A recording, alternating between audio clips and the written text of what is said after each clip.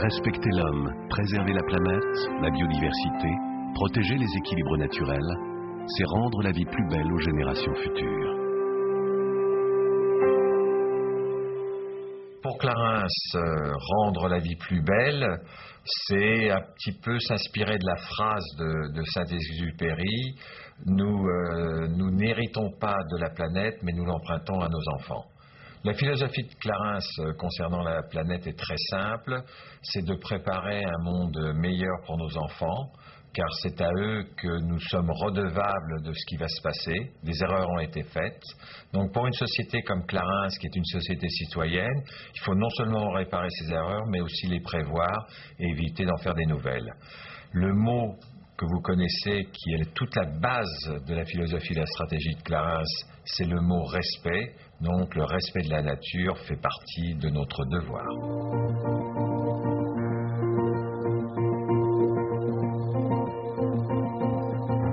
La préservation de la planète a toujours été au cœur des priorités de Clarence.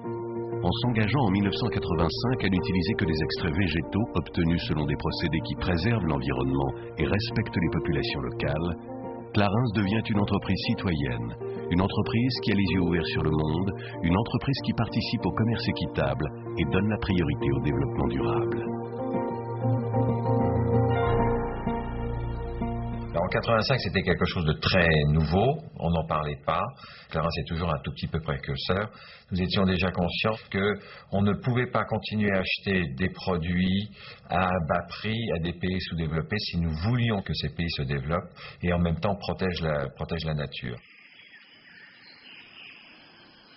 Avant de décider d'utiliser une plante dans un produit, c'est clair qu'on procède à un certain nombre d'investigations.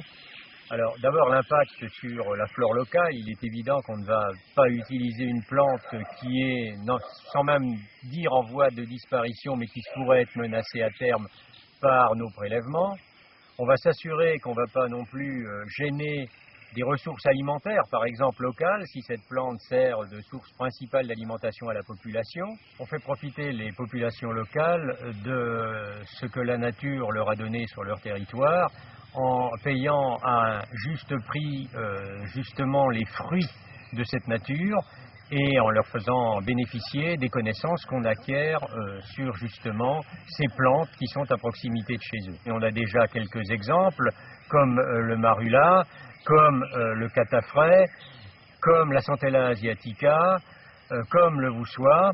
Ce sont des exemples parmi l'ensemble de nos plantes sur lesquelles on a appliqué cette éthique de commerce équitable et de développement durable. Commerce équitable étant justement ce qu'on donne aux populations, développement durable étant plus précisément la sauvegarde de l'environnement en étant certain d'un impact écologique totalement neutre de nos prélèvements. L'amélioration des conditions de vie des producteurs passe aussi par le développement de la communauté. En plus de la garantie d'un prix juste, les producteurs du village de Vinh Kim, dans le delta du Mekong, ont reçu de Clarence une aide pour la construction d'une école. C'est en multipliant les actions d'échange équitable que Clarence contribue à devenir un levier de développement économique et une alternative aux actions d'aide et de charité humanitaire dans le monde.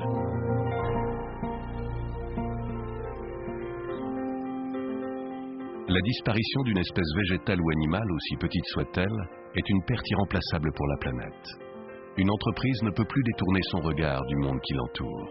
Entreprise citoyenne, Clarence se fait un devoir depuis toujours d'ouvrir les yeux. Vers les années 90, nous sommes aussi impliqués dans la nature puisque nous avons rejoint l'Alpaction dont le but était de protéger les Alpes qui sont le plus grand écosystème européen. Nous avons acheté beaucoup de terrains qui aujourd'hui sont à protéger de la main humaine. Et quand vous protégez la nature, vous protégez le futur, c'est-à-dire vous protégez les enfants. Et on ne peut pas parler d'enfants sans parler des femmes. C'est certainement ce qui nous a amené à faire le prix de la femme la plus dynamisante. Donc si vous voulez, tout est lié. Je crois qu'une entreprise citoyenne, c'est simplement une entreprise qui ne se regarde pas qu'elle-même, mais qui a aussi les yeux ouverts sur le reste du monde. Cet engagement en faveur de l'environnement trouve son accomplissement en 2004 dans la création du prix Clarence Maine Environnement. Ce prix récompense l'action d'un homme dont le cœur bat au rythme de la planète et qui œuvre dans une démarche durable à la préservation des plantes. Le prix Clarins-Semaine pour nous, c'était un petit peu la concrétisation de tous les efforts que nous avons faits. Et on a eu la chance de rencontrer Jean-Pierre Nicolas, qui avait une mission dans la vie, il a toujours cette même mission, c'est de réintroduire les pharmacopées locales dans les pays qui en ont besoin.